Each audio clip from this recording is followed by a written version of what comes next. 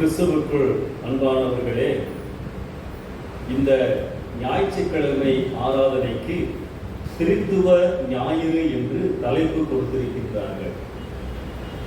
திருத்துவ ஞாயிறு, திருத்துவத்தை பற்றி செய்திக்கு முன்பதாக சில காரியங்களை உங்களோடு பகிர்ந்து கொள்ள விரும்புகின்றேன். கடவுள் ஒருவரா, மூன்று பேரா என்பதுதான் அநேகர் கேட்கின்ற கேள்வி. வேதாகமத்தில் தவறு இருக்கிறதா என்ற எண்ணம் வந்தால் விசுவாசத்திலே தோற்று போவதற்கு வாய்ப்பு உண்டு. கிறிஸ்தவ வாழ்க்கையில் திருத்துவம், ட்ரினிட்டி என்பது மிகவும் முக்கியமான ஒரு சத்தியம்.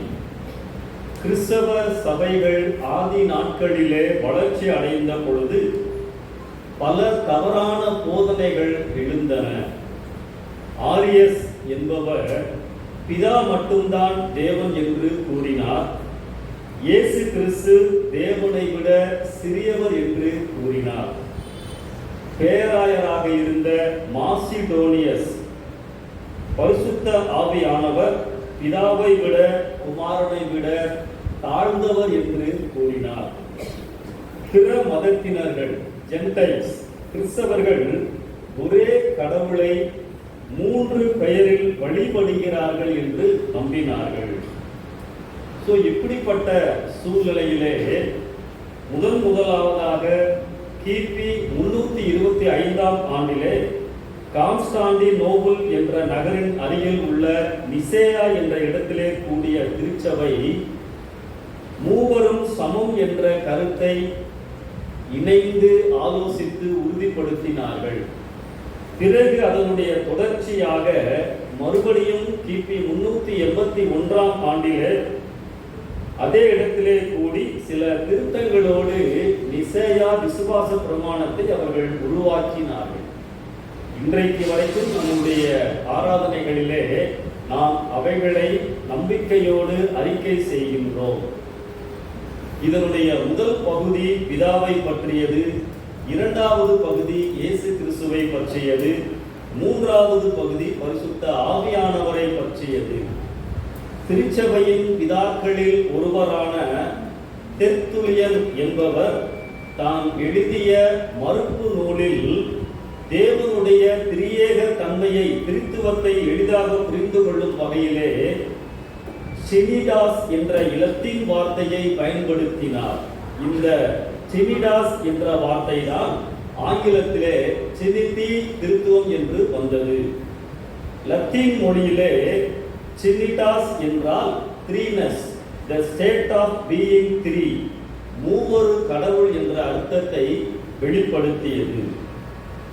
பழைய ஏற்பாட்டிலே கர்த்தர், லார்ட் என்பது பிதாவாகிய தேவனை குறிக்கும். புதிய ஏற்பாட்டிலே கர்த்தர், ஆண்டவர் என்பது இயேசு கிறிஸ்துவை குறிக்கும். மூன்று விதமான பரிமாணங்களை கொண்ட ஒரே தேவன். வேதம் சுட்டி காண்பிக்கின்ற தேவன் மூன்று நபர்களாக இருக்கிறார், அதிலே சந்தேகமே கிடையாது. பிதா, குமாரன், பரிசுத்த ஆவியானவர். பழைய ஏற்பாட்டிலிருந்து புதிய ஏற்பாட்டிற்கு கடந்து வருகின்ற பொழுது திருத்துவம் என்ற உபதேசம் கொஞ்சம் கொஞ்சமாக வெளிப்படுத்தப்பட்டு கொண்டே இருக்கின்றது.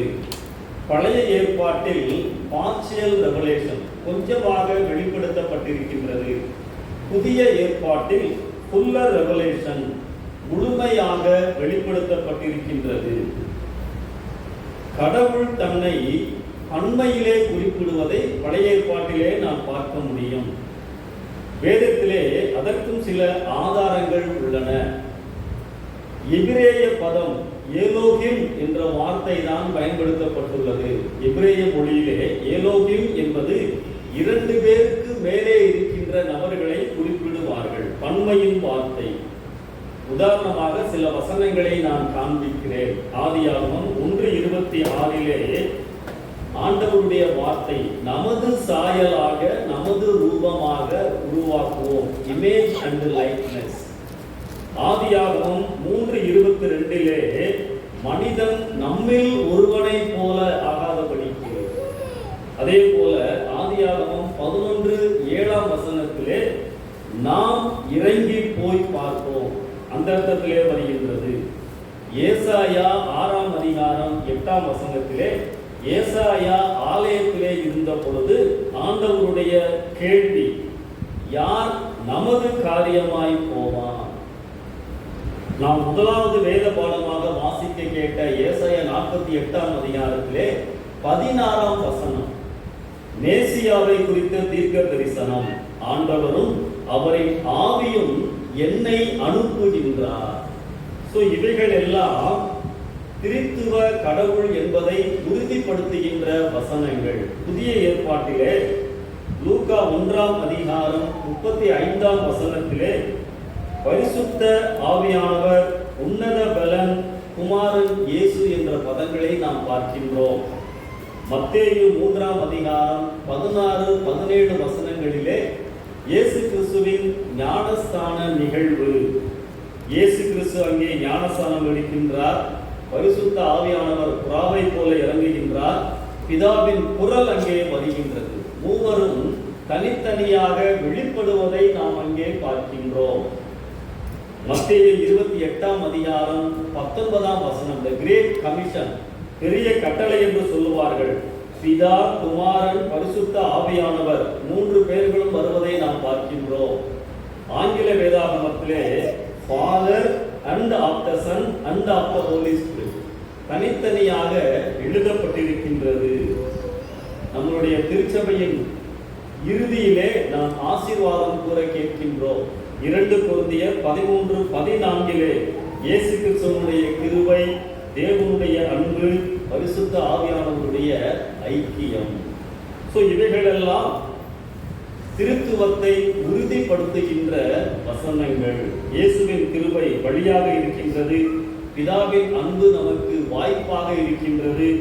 ஆவியின் ஐக்கியம் நமக்கு வல்லமையாக நம்முடைய வாழ்க்கையிலே செயல்படுகின்றது. சரி, இந்த திருத்துவத்தை நாம் எப்படி புரிந்து கொள்ளக்கூடாது? சிலர் இப்படியாய் சொல்லுவார்கள், தண்ணீர், பனிக்கட்டி, நீராவி. இது ஒரு தவறான வியாக்கியானம்.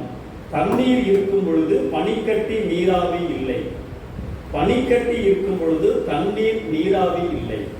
நீராவி வரும் பொழுது தண்ணீர் பனிக்கட்டி இல்லை. ஆனால் இவர்கள் மூவரும் ஒரே நேரத்திலே இருக்கிறார்கள். இன்றைக்கு திருத்துவம் என்ற தலைப்பை நம்முடைய ஆராதனைக்கு கொடுத்திருக்கின்றார்கள். கடந்த வாரத்திலே பெந்தேகோஸ்தே ஞாயிறுவை நாம் அனுசரித்தோம்.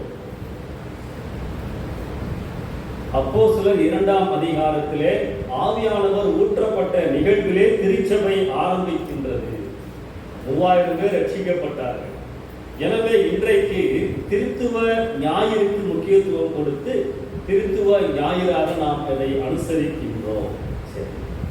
இன்றைக்கு இந்த ஞாயிறு ஆராதனையிலே ஆண்டவருடைய செய்திக்கும் ஒரு தலைப்பை நம்முடைய திருமண்டலம் கொடுத்திருக்கின்றது. என்ன தலைப்பு? தெய்வீக அன்பின் ஐக்கியம். ஆண்டவருடைய அன்பை குறித்து நாம் தியானிக்கும்படியாக அழைக்கப்பட்டிருக்கின்றோம். தெய்வீக அன்பின் ஐக்கியம். வாழ்க்கையின் ஆதாரம் அன்புதான். நம்முடைய வாழ்க்கை என்னும் சக்கரம் அன்பு என்னும் அச்சாணையில் தான் சுழல வேண்டும். அன்பு இல்லாமல் வாழ்க்கை சுவைக்காது. இன்று எல்லோரும் எதிர்பார்க்கின்ற ஒரு காரியம், நான் மற்றவர்களால் நேசிக்கப்பட வேண்டும் என்பதுதான். என் தேவைகளை அறிந்து மற்றவர்கள் என்னை நடத்த வேண்டும் என்றுதான் எல்லோருமே எதிர்பார்க்கின்றோம். வேதம் என்ன சொல்லுகின்றது? 1 யோவான் அதிகாரம் 8ஆம் வசனம் 16ஆம் வசனத்திலே தேவன் அன்பாகவே இருக்கிறார். தேவன் அன்பு கூறுகிறார் என்று சொல்லவில்லை. தேவன் அன்பாகவே இருக்கிறார். அவருடைய தன்மையே அன்புதான். அவருடைய சுபாவமே அன்புதான். கிரேக்க மொழியிலே அன்பை குறிக்க 4 விதமான வார்த்தைகளும் அர்த்தங்களும் உண்டு. உங்களோடு அதை நான் பகிர்ந்து கொள்ள விரும்புகின்றேன். கிரேக்க மொழியிலே 4 விதமான வார்த்தைகள். தமிழ்ல பார்த்தீங்கன்னா அன்பு, பாசம், நேசம் அதெல்லாம் சொல்வதை போல கிரேக்க மொழியிலே 4 விதமான வார்த்தைகள் உண்டு. முதலாவது வார்த்தை எராஸ், கணவன் மனைவி இவர்களுக்குள் இருக்கின்ற மாம்சீக அன்பு, எராஸ் என்பது. இரண்டாவது பிலியா, சகோதர அன்பு, நண்பர்களிடத்திலே காணப்படுகின்ற அன்பு. மூன்றாவது ஸ்டோர்கே, பெற்றோர் பிள்ளைகள் மத்தியிலே காணப்படுகின்ற அன்பு. இந்த 3 அன்புகளும் எதிர்பார்ப்போடு, லாப நஷ்ட கணக்கோடு வருகின்ற செயல்படுகின்ற அன்பு, எதிர்பார்த்து செய்யப்படுகின்ற அன்பு. நீர் எனக்கு இதை செய்தால் நான் உனக்கு இதை செய்கிறேன். ஆனால் 4வது அன்பு என்ன? அகப்பே, தெய்வீக அன்பு. இது எப்படிப்பட்ட அன்பு? பிரதிபலன் எதிர்பாராமல் நேசிக்கின்ற அன்பு, காரணம் இல்லாமல் தகுதி இல்லாமல் நேசிக்கின்ற அன்பு, சத்துருவை மன்னித்து சபிக்கிறவனை ஆசீர்வதிக்கின்ற அன்பு. நம்மை ஒருவர் அவமானப்படுத்தினாலும், மனதிலே காயப்படுத்தினாலும், சிறுமைப்படுத்தினாலும் அவர் நன்றாக இருக்க வேண்டும் என்று நினைக்கின்ற அன்பு. இதுதான் தெய்வீக அன்பு. இந்த அன்பை ஆண்டவருடைய பலன் இல்லாமல், ஆண்டவருடைய ஒத்தாசை இல்லாமல் நாம் இதை பிறரிடம் காண்பிக்க முடியாது. இன்றைக்குரிய தலைப்பு இந்த தெய்வீக அன்பின் ஐக்கியம். அருமையான ஒரு தலைப்பை நாம் இன்றைக்கு தியானிக்க இருக்கின்றோம். இந்த அன்பு என்னை ஆள வேண்டும், இந்த அன்பு என்னை இயக்க வேண்டும், இந்த அன்பு என்னை கட்டுப்படுத்த வேண்டும், இந்த அன்பு நம்மை ஒருங்கிணைக்க வேண்டும். இந்த அன்பு நம் வாழ்க்கையின் மூலமாக பிறருக்கு வெளிப்படுத்தப்பட வேண்டும். அதைத்தான் நாம் இன்றைக்கு சரியாய் புரிந்து கொள்ள வேண்டும். இந்த தெய்வீக அன்பு எப்படிப்பட்டது? வேதம் என்ன சொல்லுகின்றது? இதை எப்படியெல்லாம் விளக்கலாம்? அதுதான் இன்றைக்கான செய்தி. 3 குறிப்புகளை உங்கள் மத்தியிலே நான் பகிர்ந்து கொள்ள விரும்புகின்றேன். தெய்வீக அன்பு எப்படிப்பட்டது? இந்த அன்பின் ஐக்கியத்திலே நான் காணப்படுகின்ற பொழுது என் வாழ்க்கை எப்படி இருக்க வேண்டும்? முதலாவது காரியம், தேவனுடைய அன்பு நிபந்தனை அற்ற அன்பு. God's love is unconditional love. உன்னை கொடு, என்னை தருவேன். இது உலகத்தின் வார்த்தை. நீ எப்படி இருந்தாலும் நான் உன்னை நேசிக்கிறேன். ஆண்டவருடைய வார்த்தை. அல்லேலூயா. அதான் ஆண்டவருடைய அன்பிற்கும் உலகத்தின் அன்பிற்கும் உள்ள வித்தியாசம். ரோமர் 5ஆம் அதிகாரம் 8ஆம் வசனம் இவ்விதமாய் சொல்லுகிறது, நாம் பாவிகளாய் இருக்கையில் கிறிஸ்து நமக்காக மரித்ததினாலே தேவன் நம்மேல் வைத்த அன்பை விளங்க பண்ணினார்.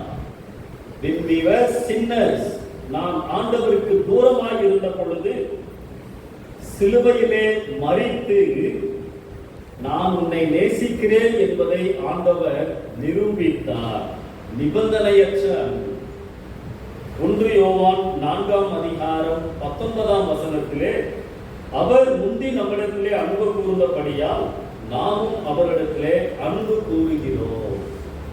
நம்ம அன்பு கூர்ந்ததுனால அவர் அன்பு கூறவில்லையா? ஆல்ரெடி ஆண்டவர் ஏற்கனவே என்னை நேசித்து விட்டார். நீ இப்படி இருந்தால் நான் உன்னை நேசிப்பேன். அதான் மனிதனுடைய இயல்பு இல்லையா? நம்ம பழகும் பொழுது நம்ம வேவலத்துக்கு, நம்மளுடைய ட்ரெண்டுக்கு, நம்மளுடைய மூடுக்கு தகுந்தவர்களை பார்த்து நாம் பழகுகிறோம், நேசிக்கிறோம். அதான் மனித இயல்பு. ஆனால் நாம் எப்படி இருந்தாலும் ஆண்டவர் நம்மை நேசிக்கின்ற ஆண்டவர். நிபந்தனையற்ற அன்பு. பல வருஷங்களுக்கு முன்பதாக, இந்த ப்ரொஜெக்ட் எல்லாம் கண்டுபிடிப்பதற்கு முன்பதாக, ஒரு இந்திய கிராமத்திலே ஒரு வெளிநாட்டு மிஷனரி இயேசுவினுடைய வாழ்க்கை வரலாற்றை ஸ்லைடு மூலமாக காண்பித்துக் கொண்டிருந்தார். மூவிங் பிக்சர்லாம் அப்ப வரல. அப்போ ஒவ்வொரு ஸ்லைடா போட்டு போட்டு இயேசு கிறிஸ்துடைய வாழ்க்கை வரலாறு வந்து கொண்டே இருந்தது. அவருடைய பிறப்பு, அவருடைய உபதேசங்கள், அற்புதங்கள் எல்லாம் காண்பித்துக் கொண்டே வந்தவர் கடைசியிலே சிலுவை காட்சி அமைதியாய் பார்த்து கொண்டிருந்தார்கள். சிலுவை காட்சி காண்பிக்கப்படுகின்றது. அந்த மிஷனரி அந்த காட்சியை விளக்குகின்றார். அப்பொழுது அந்த கிராமத்திலே இருந்த மக்களின் தலைவன் பரிசுத்த ஆவியானவரினாலே உந்தப்பட்டு எழுந்து நின்று கத்துகிறான். மையத்திலே இருந்து, ஐயோ, அவரை இறங்கச் சொல்லுங்கள், அந்த சிலுவையிலே நான் அல்லவா இருக்க வேண்டும். நிபந்தனையற்ற அன்பு. ஆம், இன்றைக்கு நானும் நீங்களும் செய்த தவறுகளுக்காக, மீறுதல்களுக்காக, பாவங்களுக்காக இயேசு தண்டனையை ஏற்றுக்கொண்டார். நாம் இருக்க வேண்டிய இடத்திலே அவர் இருந்து எனக்கு மன்னிப்பையும் மீட்பையும் நல்ல வாழ்க்கையையும் கொடுத்திருக்கின்றார். நிபந்தனையற்ற அன்பு. இரண்டாவது காரியம், தேவனுடைய அன்பு எப்படிப்பட்டது? தேவனுடைய அன்பு நிகரற்ற அன்பு. God's love is uncomparable love.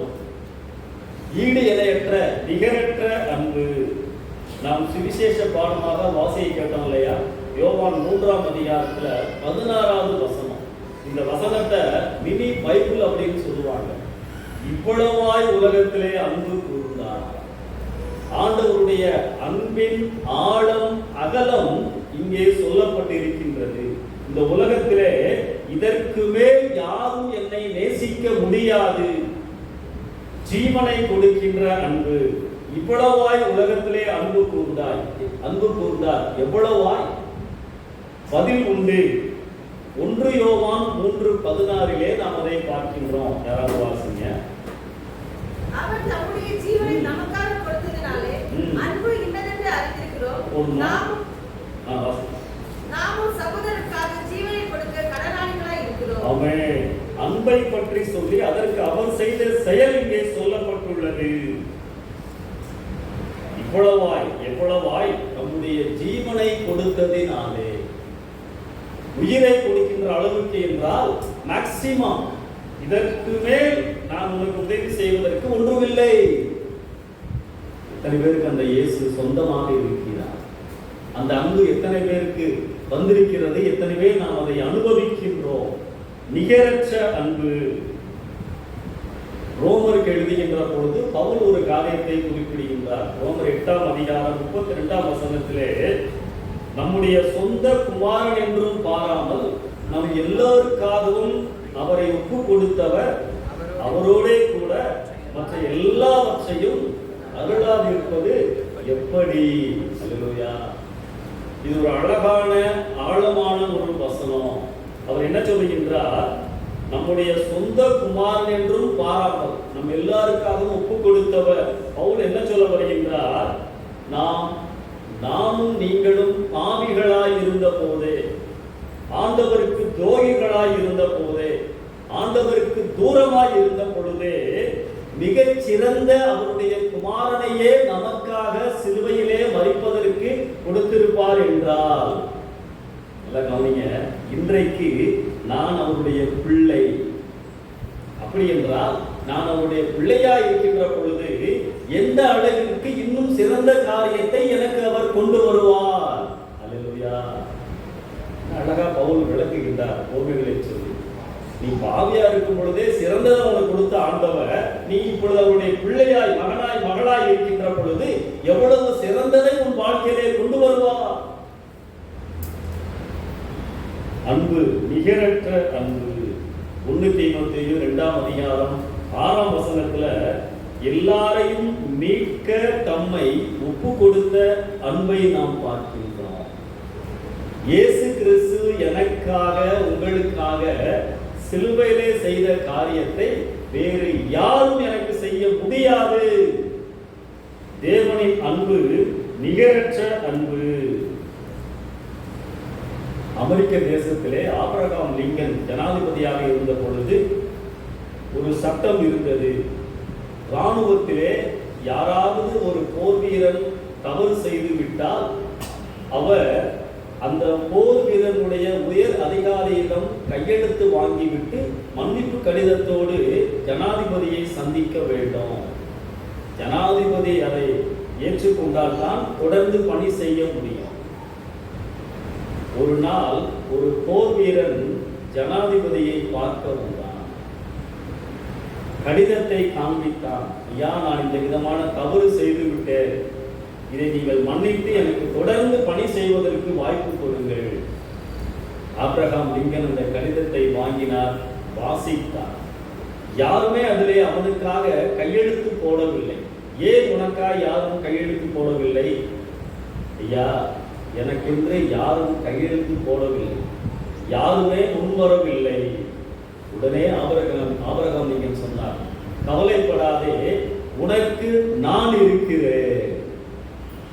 அன்பு. இந்த உலகத்திலே யார் என்னை கைவிட்டாலும் என்னை வாரி அணைத்துக் கொள்கின்ற அன்பு நிகரற்ற அன்பு என்பதை நாம் புரிந்து கொள்ள வேண்டும். அன்பானவர்களே, இந்த அன்பு எங்க ஆரம்பிக்கிறது தெரியுமா? வேதம் முழுவதும் நாம் அதை புரட்டி பார்க்க முடியும். சில காரியங்களை நான் காண்பிக்கிறேன். யாத்திராகமம் 2ஆம் அதிகாரம் 25ஆம் வசனத்திலே தேவன் அவர்களை நினைத்தருளினார். எகிப்திலே அடிமைத்தனம், என் பாடுகளை நினைக்க ஆரம்பித்த ஆண்டவர். உபாகமம் 4:37 உன் பிதாக்களில் அன்பு கூர்ந்து ஆண்டவர் என்று நாம் பார்க்கின்றோம். உன் பிதாக்களை நான் அன்பு கூர்ந்தபடியால் பின் சந்ததியை நான் தெரிந்து கொள்கிறேன். ஆண்டவருடைய அன்பு நிகரற்ற அன்பு. தொடர்ந்து நாம் பார்க்கின்ற பொழுது புதிய ஏற்பாட்டிலே கல்வாரி மேட்டினிலே சிலுவையிலே அந்த அன்பை நாம் பார்க்கின்றோம். என்னை மீட்பதற்காக, மன்னிப்பதற்காக, தேவனோடு நல்ல உறவை கொடுப்பதற்காக, நல்ல வாழ்க்கையை கொடுப்பதற்காக எனக்கு வர வேண்டிய தண்டனையை அவர் சிலுவையிலே ஏற்றுக்கொண்டு அன்பை வெளிப்படுத்தினார். அன்பானவர்களே, இந்த ஆண்டவரின் அன்பு எனக்குள்ளதாய் வந்துவிட்டதா? இந்த ஆண்டவருடைய அன்பை நான் அறிந்திருக்கிறேனா அல்லது ஏற்றுக்கொண்டிருக்கிறேனா? இந்த ஆண்டவருடைய அன்பு என்னை ஆழ்கிறதா? ஆண்டவருடைய அன்பு நிபந்தனையற்ற அன்பு, நிகரற்ற அன்பு. மூன்றாவதாக, தேவனின் அன்பு நிலையான அன்பு. God's love is unchangeable love. அல்லேலூயா. மாறாத அன்பு, தொடரக்கூடியது, நிலையானது, மாறுவதே கிடையாது. உலகம் மாறிக்கொண்டே இருக்கிறது, சூழ்நிலைகள் மாறிக்கொண்டே இருக்கின்றது, வாழ்க்கை முறைகள் மாறிக்கொண்டே இருக்கின்றது, சிந்தனைகள் மாறுகின்றது, வசதிகள் வாய்ப்புகள் மாறிக்கொண்டே இருக்கின்றது, எல்லாம் மாறிக்கொண்டே இருக்கிறது. ஏன் கலாச்சாரம் கூட மாறிக்கொண்டே இருக்கின்றது, நாகரீகம் மாறிக்கொண்டே இருக்கின்றது, கல்வி முறைகள் மாறிக்கொண்டே இருக்கின்றது. தேவனுடைய அன்பு மாறாதது. விளையாட்டாக ஒரு காரியத்தை சொன்னார்கள். 30-40 வருஷத்துக்கு முன்னாடி ஒரு பாடத்தை கற்றுக் கொடுக்கின்ற பொழுது ஒரு காக்காய் தண்ணி குடிக்க வரும் தாகத்தோடு. ஒரு நீண்ட ஜக்கு மாதிரி இருக்கும், ஒரு கோளை இருக்கும், தண்ணீர் அடியில் இருக்கும். இந்த காக்கா என்ன செய்யும்? நல்லா அப்படிதான் படித்தேன். பக்கத்தில் இருக்க கல்லை ஒவ்வொன்றா போட்டு போடும். அது கொஞ்சம் நேரம் ஆகும். தண்ணி மேலே வந்தவொடனே குடிச்சிட்டு சந்தோஷமா பறந்து போகும். அந்த படம்லாம் நாங்கள் படித்த பாடத்தில் இருக்கும். இன்னைக்கு எப்படி தெரியுமா வருது? கல்லெல்லாம் போடுறது இல்லை, பக்கத்தில் ஸ்டாரை கொண்டு உறுதி குடிச்சிட்டு போயிட்டே இருக்கும். விளையாட்டுக்காக சொல்லியிருக்கேன். காலம் மாறிக்கொண்டே இருக்கின்றது. இப்படிப்பட்ட சூழலிலே நாம் வாழ்கின்றோம். ஆனால் இயேசுவின் அன்பு ஒரு நாளும் மாறாதது. சீஷர்கள் கவலையோடு உட்கார்ந்துருக்காங்க, பயத்தோடு உட்கார்ந்துருக்காங்க, நாளைக்கு என்ன நடக்குமோ என்ற எண்ணத்தோடு உட்கார்ந்திருக்கிறார்கள். யோவான் 14, 15, 16 அதுதான் ஆண்டவர் பேசுவார். 14ஆம் அதிகாரத்துல உங்கள் இருதயம் கலங்காதிருப்பதாக, நான் மறுபடியும் உங்களை கூட்டிக் கொண்டு போவேன். என்னுடைய அன்பு இதோடு முடிந்து விடுவது அல்ல, என்னுடைய அன்பு நிலையானது. லூக்கா 23ஆம் அதிகாரத்துல 42, 43 சிலுவை காட்சி. ஒரு கள்வனிடத்திலே ஆண்டவர் பேசுகின்றார். உலகம் இயேசு கிறிஸ்து தோற்று விட்டார் என்று நினைக்கின்ற பொழுது ஆண்டவருடைய வார்த்தை வருகின்றது. இனிமேல் இவரிடத்திலே இருந்து எந்த நன்மைகளையும் பெற்றுக்கொள்ள முடியாது என்று இன்னொரு கள்வன் யோசித்த பொழுது, இந்த கள்வன் ஆண்டவரே என்னை நினைத்து அருளும். ஆண்டவர் என்ன சொல்றாரு? இன்றைக்கு நீ என்னோட கூட பரதேசியிலே இருப்பார். என்ன அர்த்தம்? கவலைப்படாதே, நீ என்னோடு இருப்பாய், நான் உன்னை என்னோடு சேர்த்துக் கொள்ளுவேன். என் சூழ்நிலைகள் மாறினாலும் இடங்கள் மாறினாலும் என்னுடைய அன்பு ஒரு நாளும் மாறுவதில்லை. இன்னைக்கு மனிதனுடைய அன்பு மாறியதில்லை. ஒரு விஷயம் கேள்விப்பட்டேன், ரொம்ப வருஷத்துக்கு முன்னாடி நடந்தது. ஒரு வாலிபனுக்கும் ஒரு பெண்ணுக்கும் திருமணம் நிச்சயம் ஆயிடுச்சு. இந்த கொஞ்ச நாள்ல திருமணம். அப்ப அந்த பெண், இப்பெல்லாம் நிறைய வாட்ஸ்அப்பு மொபைல்லாம் இருக்குது, நிறைய தொடர்பு கொள்றாங்க. அப்பெல்லாம் அந்த வசதிகள் கிடையாது. அப்ப அந்த பெண் தனக்கு வரப்போகிற கணவனை பார்த்து, எனக்கு ஒரு பெண் வாங்கி கொடுங்க, ஒரு பேனா வாங்கி கொடுங்கன்னு சொல்லி கேட்டாங்க. இந்த திருமணம் செய்து கொள்ள போகின்ற வாலிபன் கடைக்கு போய் இருக்கிறதுலேயே சிறந்த பேனாவை தெரிந்தெடுத்து, ஒரு பேனா இல்லை, ஒரு 10-20 பேனா வாங்கி ஒரு டப்பால வச்சு கொண்டு போய் கொடுத்தான். கஷ்டப்பட்டு கொடுத்தான். அன்பு. கல்யாணம் ஆயிடுச்சு, கொஞ்ச நாளாக ஆயிடுச்சு, வீட்டில் இருக்கிறாங்க. அன்னைக்கு இந்த மனைவி டயர்டாக இருக்கிறாங்க, சேரில் உட்காந்துருக்காங்க, தண்ணி குடிக்கணும் போல இருக்கு. ஏங்க டயர்டாக இருக்குங்க, தண்ணி கொண்டு வாங்க, போய் நீயே மோந்து குடி போ அப்படின்னு சொல்லிட்டேன். இது நடந்துட்டாங்க. அன்பு குறைகின்ற காரணம். ஆனால் வேதம் என்ன சொல்லுகின்றது? ஆண்டவருடைய அன்பு மாறாது. நீ என்னை விட்டு போனாலும் நான் எப்பொழுது போல செயல்பட்டு கொண்டே இருப்பேன் உன் வாழ்க்கையில. உதாரணம் காமிக்கிறேன் பாருங்க. லூக்கா 5ஆம் அதிகாரத்துல பேதுருவுக்கு ஆண்டவர் மீன்களை கொடுக்கிறார். நமக்கு தெரியும் இல்லையா? பேதுருவை ஆண்டவர் சந்தித்த பொழுது பேதுரு ஏமாற்றத்திலே இருந்தார், பேதுரு வெறுமையாக இருந்தார், பேதுரு காலியாக இருந்தார், பேதுரு தோல்வியிலே இருந்தார். அப்பதான் ஆண்டவர் பேதுருவை சந்திக்கிறார். நீ எந்த நிலைமையில இருந்தாலும் இயேசு உன்னை சந்திக்க முடியும். அல்லேலூயா. ஆயிரம் ஆண்டவரே உடைய வார்த்தைப்படி போடுகிறேன். நிறைய மீன்கள், 2 படைகளும் அமிழத்தக்கதாக மீன்கள். ஆமென். பேதுரு அந்த கட்டத்துல ஆண்டவரை புரிந்து கொள்கிறார். அந்த சீன் முடிஞ்சிருக்கு. யோவான் 21ஆம் அதிகாரத்தை நீங்க பாத்தீங்கன்னா அது இப்படிதான் ஆரம்பிக்கும். ஒரு கூட்டம் உட்கார்ந்து இருப்பாங்க. எப்படிப்பட்ட கூட்டம்?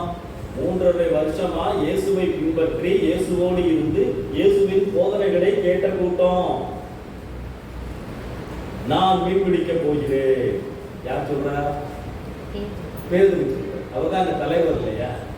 டேய் போகாதப்பான்னு யாரும் சொல்லல. நாங்களும் வர்றோம் கூட்டம் கிளம்பிட்டாங்க. ஆண்டவர் என்ன சொல்ல போனாரு? உங்களை மனிதர்களை பிடிக்கிறவர்களாய் மாற்றுவேன். அந்த பயம் சூழ்நிலையில எல்லாரும் மாறிட்டாங்க, மீன் பிடிக்க போயிட்டாங்க. ஆண்டவர் கடற்கரையில வந்து நிற்கிறாரு. யாருன்னு தெரியல. புசிக்கிறதற்கு ஏதாயிலும் உண்டா? ஒண்ணுமே கிடைக்கல. லூக்கா 5ஆம் அதிகாரத்தில் இருந்தது மாதிரி இங்கேயும் ஃபெயிலியர், கிடைக்கவே இல்லை. ஆண்டவர் அப்ப என்ன சொல்றாரு? வலையை போடுங்க. நிறைய பிடிக்கிறாங்க. அப்பதான் பேதுருக்கு புரியுது, இயேசு வந்து இருக்கிறார். இயேசு என்ன சொல்றார் தெரியுமா? நீங்கள் மாறினாலும் நான் உங்கள் மேல் வைத்திருக்கிற அன்பு மாறாது. அல்லேலூயா. அதான் ஆண்டவர். அதான் ஆண்டவருடைய அன்பு. நான் மாறினாலும் ஆண்டவருடைய அன்பு ஒரு நாளும் மாறுவதில்லை. தொடர்ந்து 15ஆம் வசனத்திலிருந்து ஆண்டவர் பேதுருவோடு பேச ஆரம்பிக்கிறார். என்ன கேட்கிறாரு? பேதுருவே, என்னிடத்திலே அன்பாய் இருக்கிறாயா? பேதுரு என்ன பதில் சொல்றாரு? எந்த வார்த்தையை பயன்படுத்துறாரு? வாசிங்க, 15 வாசிங்க. அவர்கள் போஜனம் பண்ணின பின்பு இயேசு சீமோன் பேதுருவை நோக்கி, யோனாவின் குமாரனாகிய சீமோனே, இவர்களிலும் அதிகமாய் நீ என்னிடத்தில் அன்பாய் இருக்கிறாயா என்றார். அதற்கு அவன், ஆம் ஆண்டவரே, உம்மை நேசிக்கிறேன் என்பதை நீர் அறிவீர் என்றான். அன்பாய் இருக்கிறாயான்னு கேட்கிறாரு. இவன் என்ன பதில் சொல்றாரு? பேதுரு அன்பா இருக்கிறேன்னு சொல்லல, நேசிக்கிறேன்னு சொல்றாரு. 2வது முறையும் ஆண்டவர் இதைத்தான் கேட்கிறார். அப்பையும் பேதுரு என்ன சொல்றாரு? நேசிக்கிறேன். 3வது அவர் எப்படி கேட்கிறாரு பாருங்க. 18 வாசிங்க. 3ஆம் தரம் அவர் அவனை நோக்கி, யோனாவின் குமாரனாகிய சீமோனே, நீ என்னை நேசிக்கிறாயா என்றார். என்னை நேசிக்கிறாய் என்று அவர் 3ஆம் தரம் தன்னை கேட்டபடியினாலே பேதுரு துக்கப்பட்டு, ஆண்டவரே, நீர் எல்லாவற்றையும் அறிந்திருக்கிறீர், நான் உம்மை நேசிக்கிறேன் என்பதையும் நீர் அறிவீர் என்றான். நீங்க அதை கவனிக்க வேண்டும். 2 முறை ஆண்டவர் அன்பு என்ற வார்த்தையை பயன்படுத்துகிறார். 3வது முறை நேசிக்கிறேன் என்ற வார்த்தையை பயன்படுத்துகிறார். என்ன அர்த்தம்? ஆண்டவர் முதல் 2 தடவைகளையும் பேதுருவிடத்திலே அன்பா இருக்கிறாயா என்று கேட்ட பொழுது பயன்படுத்தின வார்த்தை அகப்பே அன்பு. தெய்வீக அன்பிலே என்னை நீ நேசிக்கிறாயா? பேதுருக்கு புரியும். இல்லாண்டவரே, நான் அந்த அளவுக்கு உண்மை நேசிக்க முடியாது, நேசிக்கிறேன், பிலியா சகோதர அன்பை அங்கே அவர் சொல்லுகிறார். 3வது முறை ஆண்டவர் இறங்கி வருகிறார். பேதுருடைய வார்த்தையிலேயே கேட்கிறார், பிலியா நீ நேசிக்கிறாயா? ஆண்டவரே, உனக்கு எல்லாம் தெரியும் சாமி, உண்மை நான் நேசிக்கிறேன். அன்பானவர்களே, ஆண்டவரை நேசிக்க ஆரம்பிக்கின்ற பொழுதுதான் நான் அவருக்காய் வாழ முடியும். அப்பதான் பேதுருக்கு பொறுப்பை கொடுக்கிறார். என் ஆடுகளை மேய்ப்பாயாக. ஆண்டவரை நேசிக்கும் பொழுதுதான் நான் அவருக்காய் வாழ முடியும், அவருக்காய் நிற்க முடியும், அவருக்காய் சாட்சியாய் வாழ முடியும், அவருக்காய் ஊழியம் செய்ய முடியும்.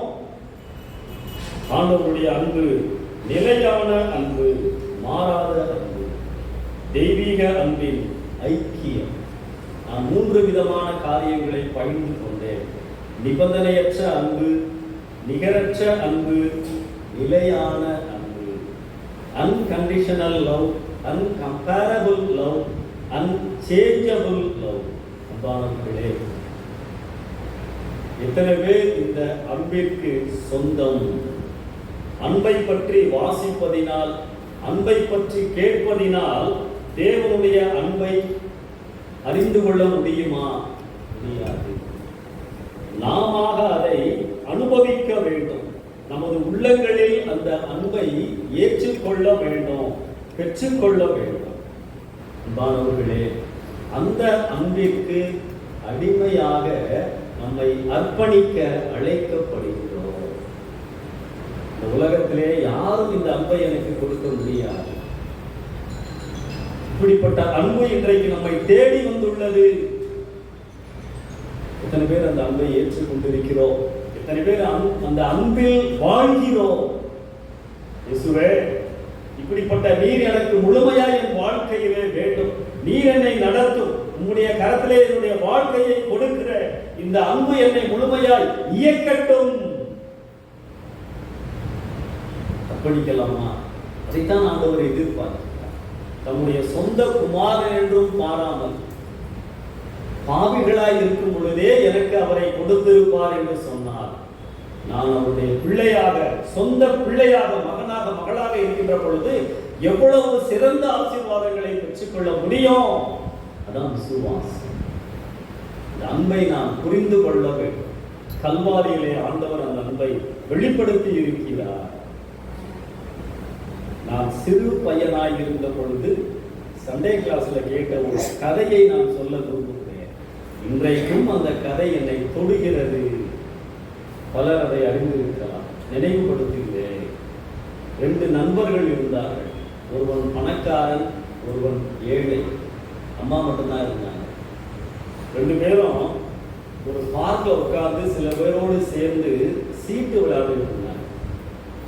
சீட்டு விளையாடுவது சட்டப்படி குற்றம். திடீர்னு போலீஸ் வந்து அவர்களை பிடித்து கொண்டு சென்று விட்டார்கள். ஜெயில போட்டாங்க. ஃபைன், அபராதம் கட்ட வேண்டும், இல்லை என்றால் 6 மாதம் சிறைச்சாலையிலே இருக்க வேண்டும். பணக்கார நண்பனுடைய அப்பா வந்தார்.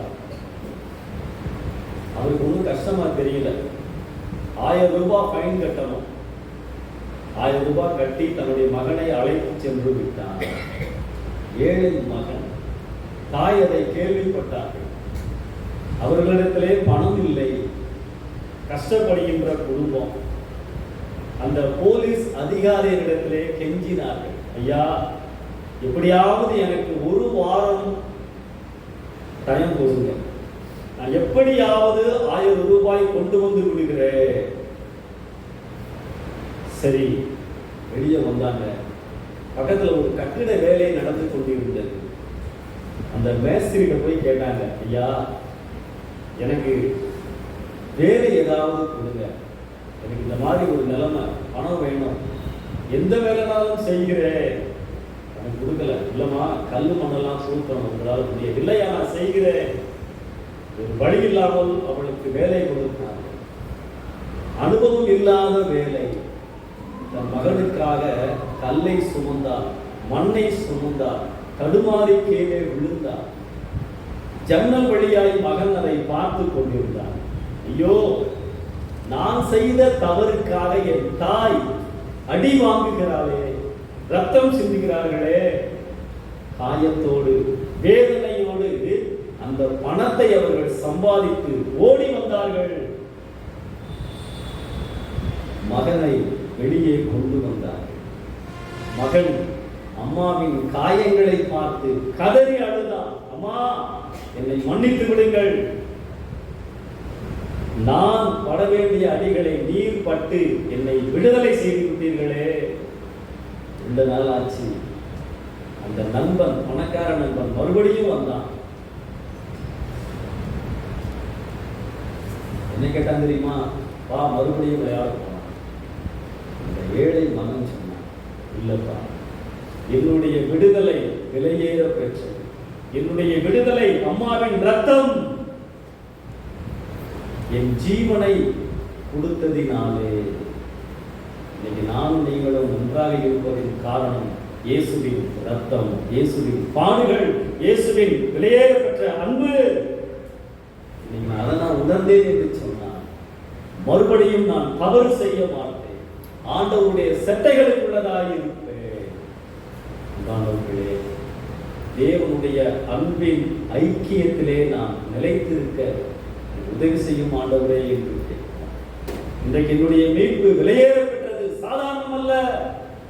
என் இயேசு எனக்காக ரத்தம் முழுவதையும் கொடுத்தார், பாடுபட அனுமதித்தார். அதை நினைவு கூர்ந்து ஆண்டவரிடத்திலே நம்மை அர்ப்பணிப்போம். ஆண்டவரே, உன்னுடைய மீட்பு விலையேற பெற்றதா, உன்னுடைய அன்பு இந்த உலகத்திலே எனக்கு யாரும் கொடுக்க முடியாதது. அந்த எண்ணத்தோடு நாம் ஆண்டவரிடத்திலே நம்மை அர்ப்பணிப்போம். கண்களை மூடி நாம் ஜெபிப்போம். கர்த்தரிடத்திலே நம்மை அர்ப்பணிப்போம். தெய்வீக அன்பின் ஐக்கியம், கிறிஸ்தவ வாழ்க்கை, இன்றைக்கு ஆண்டவர் கொடுத்த வாழ்க்கை விலையேற பெற்றது, அவருடைய ரத்தத்திலே இருந்து வந்தது. எத்தனை பேர் உணர்ந்து இருக்கிறோம்? நிபந்தனையற்ற அன்பு, நிகரற்ற அன்பு, நிலையான அன்பு. சாதாரணமாய் நினைக்கிறோமா? பொருட்டில்லாமல் நினைக்கிறோமா? இந்த அன்பிற்கு என்னை அர்ப்பணிக்கிறேன் ஆண்டவரே என்று சொல்கிறார். ஆண்டவர் நம்மிடத்திலே எதிர்பார்ப்பது ஒன்றே ஒன்றுதான். நீ என்னிடத்துல வர வேண்டும், என் அன்பை புரிந்து கொள்ள வேண்டும். அன்றைக்கு இளைய குமாரன் நோமையை சொல்லும் பொழுது அந்த அன்பை நாம் பார்க்கிறோம். ஏன் திரும்பி வந்தாய்? கொண்டு போன பணம் எங்கே? ஏன் நாறுகிறது? எந்த கேள்வியும் இல்லை. இழந்து போனதை திரும்பவும் கொடுத்த அன்பை நாம் பார்க்கிறோம். ஏற்றுக்கொண்ட அன்பை நாம் பார்க்கிறோம். அன்பானவர்களே, அந்த அன்பு என்னை ஆள்வதற்கு நல்ல தீர்மானம் செய்வார். இனி நான் தவறு செய்ய மாட்டேன். இனி என் ஆண்டவரோடு நான் அதிக நேரம் செலவழிப்பேன். ஏனென்றால் என் மீட்பு அருமையானது. அந்த ஐக்கியம் எனக்கு தேவை. நீங்கள் அதிகமாக நேசிக்கும் நல்ல ஆண்டவர், ஜீவனுள்ள உங்களுடைய வார்த்தைகளுக்காக நன்றி செலுத்துகிறோம். உங்களுடைய அன்பை குறித்து நாங்கள் அறிந்து கொள்ள உதவி செய்யும். பரிசுத்த ஆவியானவர் எங்களோடு இடைபட வேண்டும் என்று ஜெபிக்கிறோம். இந்த அன்பை நினைத்து நாங்கள் பலப்படவும், இந்த அன்பை நினைத்து நாங்கள் உற்சாகம் அடையவும், இந்த அன்பை நினைத்து நாங்கள் கவலையின்றி வாழவும் எங்களுக்கு உதவி செய்கிறார். வார்த்தைகளை கேட்ட ஒவ்வொருவரையும் என் தேவன் ஆசீர்வதியும் பலப்படுத்தும். தொடர்ந்து உங்களுள்ளதாய், உங்களுடைய ஆளுகைக்குள்ளதாய் வாழ உதவி செய்யும். இயேசு கிறிஸ்துவின் மூலமாய் ஜெபிக்கிறோம் ஜீவனுள்ள நல்ல பிதாவே. ஆமென். கடவுளுடைய வார்த்தை சிறப்பாக